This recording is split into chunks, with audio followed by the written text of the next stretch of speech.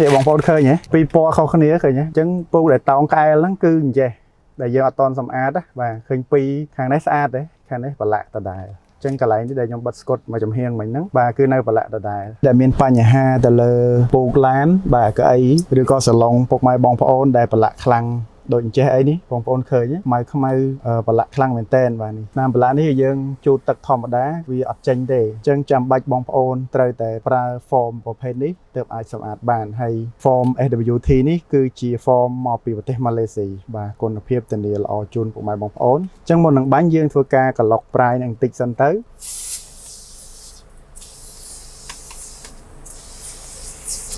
តែប៉ុណ្ណេះមកយើងទុករយៈពេល2ទៅ3នាទីទៅបាទដើម្បីឲ្យវាជ្រាបទឹកថ្នាំនេះកាត់ទៅលើក្អែលដែលតោងជាប់នៅលើពូកឡាននេះមិញហ្នឹងបាទបន្ទាប់មកយើងយកកសែងនេះបាទ